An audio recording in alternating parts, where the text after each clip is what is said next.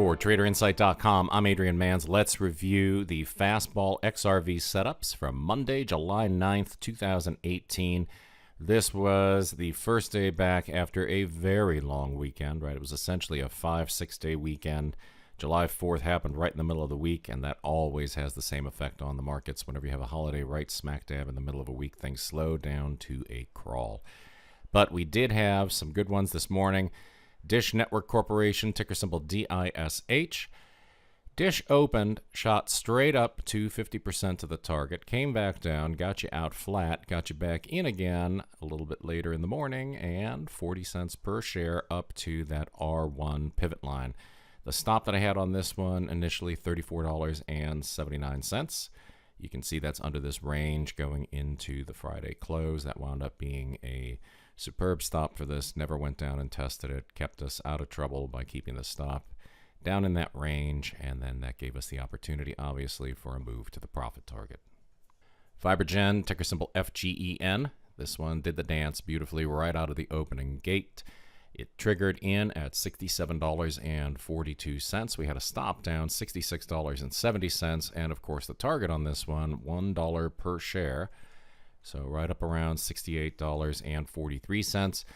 As is typical with these, never made it more than that dollar target. If you were looking for the extension up to that pivot line, you didn't get it, but you did get a little bit of an extension. Came back down into the range. We had a second entry a couple bars later, traveled up 50% of the distance to the target, and got us out just shy of break even. So if you're new to this, if you're looking at these for the first time, when I say a break even exit after a 50% move to the target, I'm really talking about just a round break even, right up a few pennies below. So on this one, the place it was logical to pull the plug was right at that opening tick as the stock started to move lower. That kept you away from this hard stop, which was down at $66.70. Obviously, it would have been better to be down a little bit lower than that, given what happened. But even in that case, stock just managed to drift lower over the course of the session. So dollar profit and then a tiny loss on FGEN.